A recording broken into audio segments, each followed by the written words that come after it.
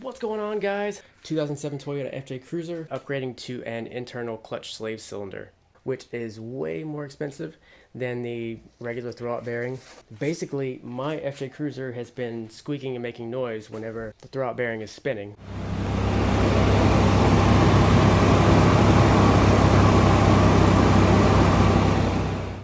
So it sounds like canaries most of the time, but every now and then it sounds like rocks in a tin can, or like rattling, and then that rattle gets faster and faster as the RPMs get higher. This is not going to be a full transmission removal and installation video. It's not unlike me to do something like that and include every step in the process of, say, removing a transmission in a 2007 Toyota FJ Cruiser. But there are other YouTubers that have done that exact same thing and detailed nearly every step in the process. The things I am going to include are some steps that they overlooked and they didn't video, some unnecessary things that they did, and some things that they did to kind of make it harder for themselves whenever they made their video. So I will talk about that stuff and what I'll be doing to make the process easier than what they're detailing. But I do have the 6-volume factory service manual that I'm going by with torque specifications that I'll be including whenever I'm putting the FJ Cruiser back together. So I'll be talking about those things as well as the installation of the hydraulic throwout bearing slave cylinder assembly. And also, one little note that I want to mention: if you're watching this video because you just want to change out your throwout bearing, I would advise against just changing out your throwout bearing. At least change out the release fork also, because I feel like, this is me, I feel like there's a problem with the release fork after the clutch throwout bearing goes out the first time. There's something possibly wrong with the clutch release fork, so that you would have to change that out also. There are numerous FJ Cruiser owners that after they change the throwout bearing the first time, it's squeaking 2-3 months later down the line. They're changing it again in 6 months. So change out your release fork also, or do what I'm doing. My apologies for not making a video in so long. I've had quite a few other things going on between house project stuff, picking up another car, which that's a manual transmission IS300 with a ton of problems, but I got it for cheap with a bunch of performance parts. And I've been ordering a bunch of JDM 2JZ GTE twin turbo parts. The parts are pretty much spread out all over the garage, but they will be mixed with that engine, which is also a 2JZ, but it's an underpowered one. It's pretty much going to be a beast when I'm done with it. So I'll be making videos on that.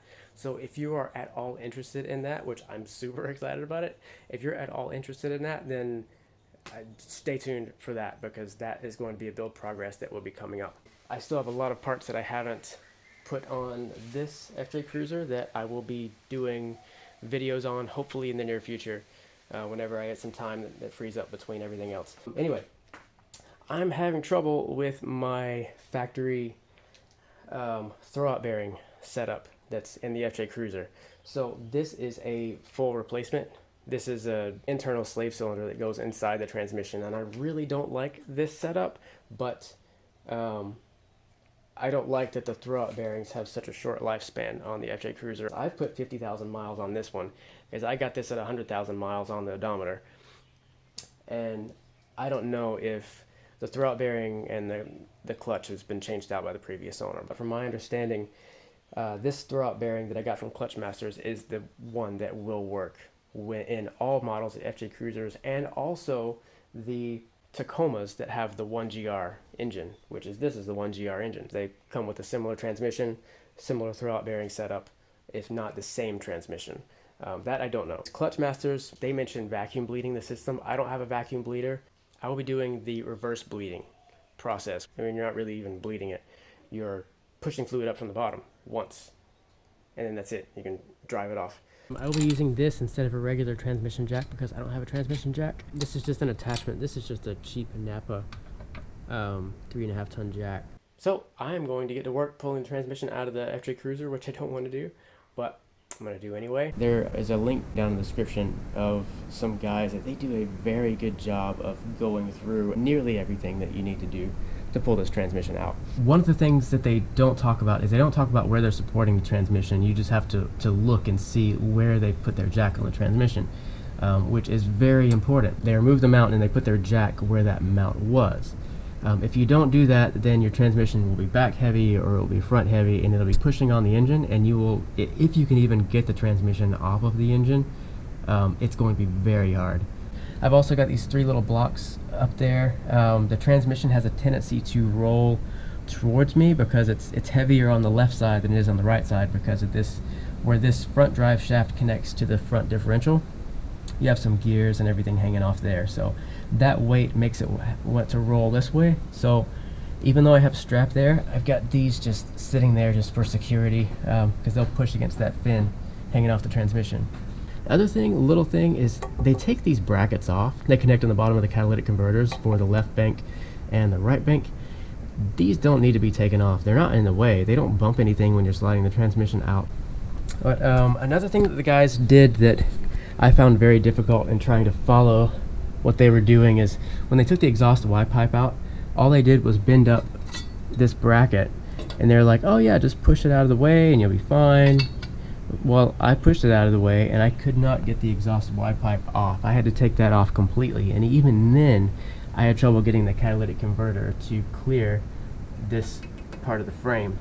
Another thing, which this is a necessity, is the 4 bolts that hold in the shift tower, the front shift, the actual shift tower, and then the 4-wheel drive select shift tower.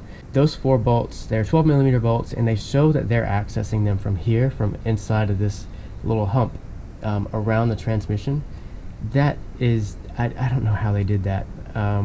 You can do it, and if you do it successfully, it's going to take you a long time to get those bolts out. But on top of that, there is a spring that sits inside the transmission, and the spring, let me get up here. I took this out, basically the cup holder assembly. You just put your hand between the e-brake and the cup holder plastic stuff, and you pull up, and all of this unsnaps. This isn't bolted down. You don't have to remove the whole center console. I've got a video on that if you want to. And then you have easy access to that, to the shift boot bracket. There's 4 10mm bolts there, and then there's 2 plastic snaps there and there. When you remove those, it really just comes up. I had a bunch of loose carpet pieces that were covering those 10mm bolts, but those are out. And once those are out, you have easy access to the top of these shift towers to get these little 12mm bolts to get these out. You can easily get a 12mm socket with a ratchet and like a little swivel U-joint on those bolts to break them loose. You have easy access to the 2 vacuum lines, the one vacuum line that's here and the other vacuum line that's on the it's actually on the transmission. I shouldn't have followed what the YouTube video said to disconnect the shift towers from underneath. I should have just opened the book, take out the center console, just remove the snaps so that you can access those 6 bolts. And where I removed the 4-wheel drive selector tower, the book actually says not to do it by loosening the bolts off around the shifter. There's a snap ring if you lift up the boot. Right there. So you can put 2 screwdrivers on it, or a screwdriver and some pliers, or snap ring pliers, whatever. The snap ring doesn't have the holes in it to put snap ring pliers, so you can use basic pliers on it.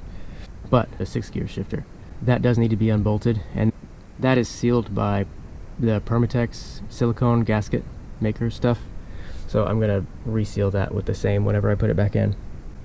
But I just wanted to show this, because don't take this out. Loosen it from the snap ring. It'll be far easier to put back in, and you don't have to deal with this spring. But if you do, that is the direction that the spring goes, and that's how it goes back in the vehicle. And this is a throwout bearing. That's not how it's supposed to sound. Nah. Look at how much play is in this thing. The fork, the throwout bearing, that's all going to be replaced, and the braided steel lines look like, I'm pretty sure they're going to go through that little hole down there.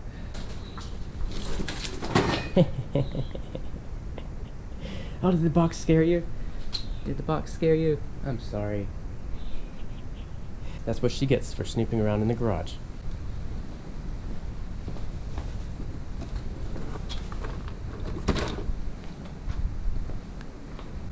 I won't actually video myself putting it in, just because of the limited space that I have to work with under the vehicle. Also, this came with some steel braided lines. I didn't buy these separately. This actually comes with the kit whenever you buy it. Alright, so I've got the new clutch slave cylinder mostly set up. I say mostly because I'm going to have to undo this steel braided line, because I should have put this grommet on. The clutch line has to be fed through that hole first in the bracket on the back side of the transmission. These line clamps, so I took these off of the factory Toyota line there and there, and I put them around the steel braided line, so that's pretty easy to do. This clutch accumulator setup, there's 3 12mm bolts that hold that in, so I took those off. This is going to be completely bypassed by the steel braided line in the new setup. This is new also. This is the bleed line that comes off of the top port on the hydraulic slave cylinder. This I'm going to still use because it's like a dust cover, and it's also a protector for what was the slave cylinder, but what's going to be now just this cable. So I ended up filing down not the whole hole. I didn't file down the entire hole. I just filed down, I just gave it a little bit of a taper coming out so that I could get that O-ring that's around this little aluminum grommet assembly. So I could get that O-ring to slide in and not be cut up while it's going into the transmission bell housing. So one of the things that I did to fix something, they didn't provide something in the kit. They don't have a way for you to keep these lines sturdy on the inside of the bell housing, which is not a good thing. These lines are going to bounce around. They could rub on the clutch pressure plate, or they just could rub here on this, the inside of the bell housing. So what I did is I took one of those line clips from around the clutch line that was being taken out, since one of them's not being used.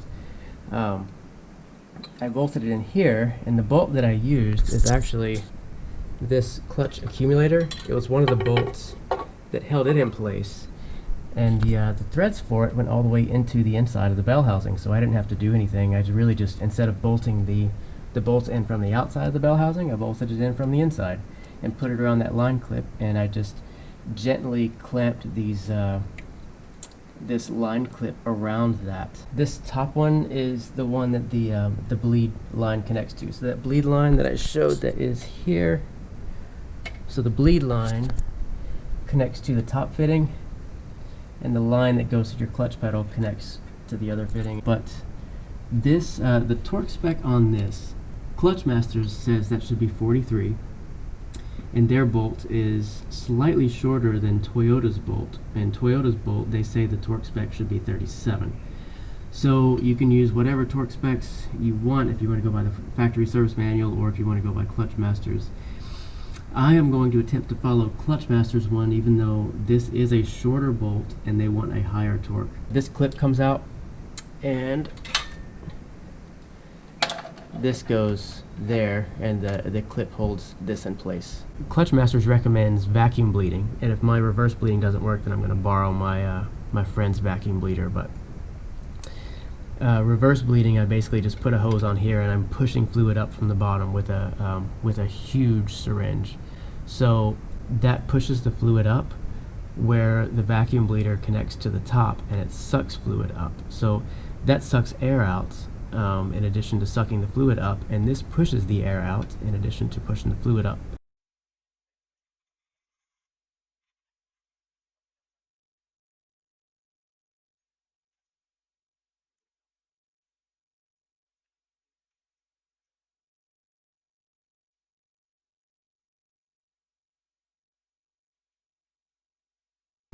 New clutch. So this is URD, and competition clutch. I've got to clean the surface area of this. I'm going to spray some brake clean on that. And then the same thing here. Whenever I clean this, I'm not going to let it rest on the fingers. And URD they have pretty detailed fitting and install instructions. I mean, they say, just for basic stuff, they say just follow the manufacturer torque specifications. Don't they say tighten sequentially like you're supposed to. Don't put too much weight on the spline, and don't let the weight of the transmission rest on the clutch disc.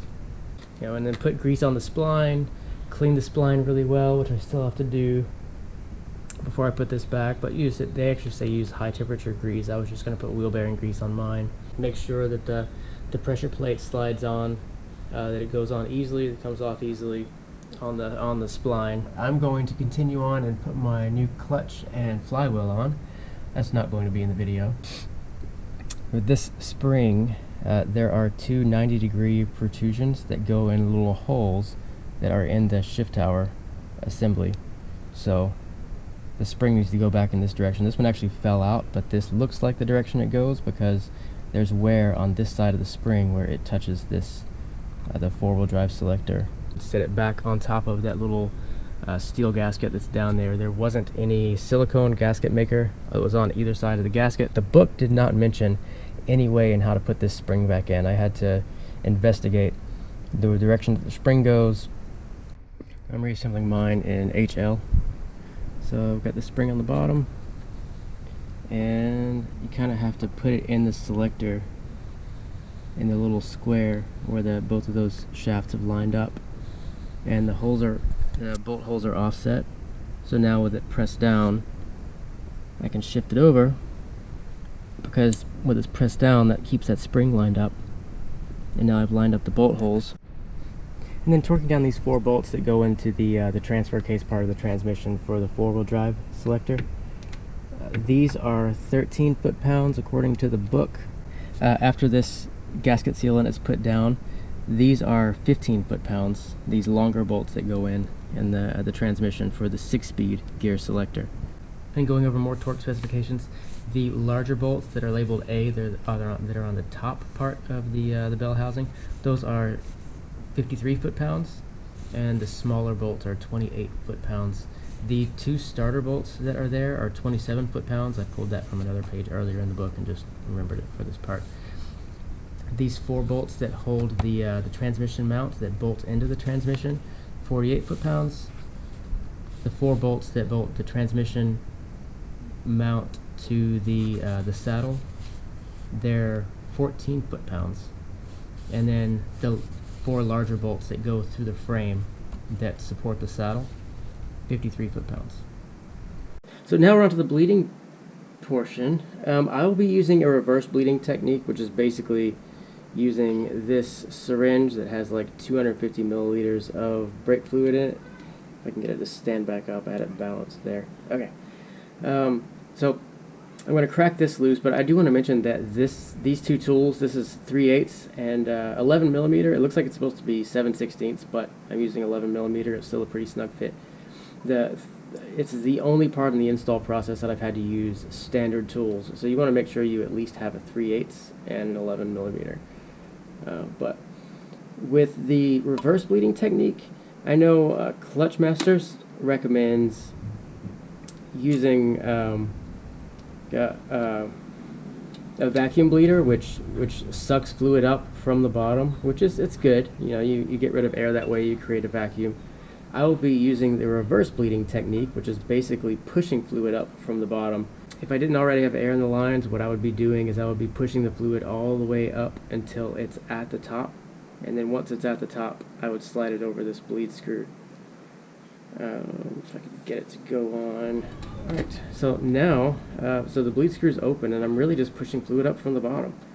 I have the cap off of my reservoir up there.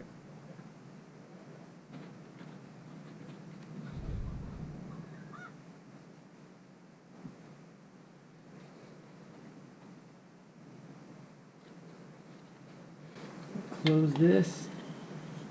Set this there. I don't want my syringe hanging because it'll pull off of that. I'm going to go check on it, see if there's any making it up in the reservoir. And I do have some fluid making its way up there. The amount of fluid that I used, I think I started at about 250, but either way, I'm up to 160 milliliters right now. I did have the system open and I let everything drain out before I filled this up. So I did not press the pedal, so whatever is still behind the master cylinder is still there. Alright, so then I'm going to tighten it back. I'm going to go and check the stiffness of the pedal. Just with pushing up that approximately 100 milliliters of fluid, brought the fluid level up to there where my finger is. So this is the first time starting it back. I have to put some of the interior back together, that's why you can hear a little bit of the engine noise. But haven't bled to get any air bubbles out of the system. All I did was reverse bleed. And it is a very sensitive clutch. Wow. Very sensitive. It catches. I let off the clutch at the bottom, and it's that's strong. That's a good bleed. That is it. The end result and the feel of the clutch, it's a really soft feel. I was a little concerned with having an aftermarket clutch on a stock vehicle, because I've put aftermarket clutches in performance vehicles, and they grab really hard, so you're either really barking the tires or stalling out. There's not much of a middle ground until it's broken in and worn down a little bit. With this one, it grabs really well, but you don't really stall out. And with the reverse bleeding, and it would be the same thing for vacuum bleeding, you have a really solid pedal feel, not a lot of air bubbles in the line from pumping and pumping and having someone bleed, and pumping and pumping and having someone bleed. I didn't have to bleed this at all. All I did really was push fluid up from the bottom, close the bleed screw, and then back pump the pedal 3 times, and then it was good to go. I did nothing else for bleeding the clutch system. In hindsight, if I were to do this project again, I would not use the cheap Amazon transmission jack that I got. That made this so much more difficult. At one point, the transmission almost fell off of the jack just because of how it would. It's a long. Don't use it. It's a long story, but don't use that transmission jack attachment. The top 2 bell housing bolts are really difficult to get to. What I had to do was I had to lower the transmission, tilt the transmission down enough to where I can loosen those top 2 bell housing bolts. And then I raised the transmission back up so that I could loosen the rest of the bell housing bolts. That way I didn't have the weight of the transmission resting on the clutch disc and pulling on the pressure plate. And it was the reverse that I did when I was putting the transmission back in. It's easier to get the exhaust Y pipe out if you take off the exhaust heat shield from where it bolts into the driver's side floor pan. It's just 3 bolts. All things considered, it's a fairly straightforward project, and it seems like the clutch line, with everything installed, holds about 100 milliliters of brake fluid. And the Clutchmaster's hydraulic slave, it's just got a nice smooth feel whenever you're disengaging the clutch. It's nice to press. That's it for this video. Make sure you like, subscribe, comment, all of that good stuff, and I hope this was helpful, informative. But yeah, God bless you guys.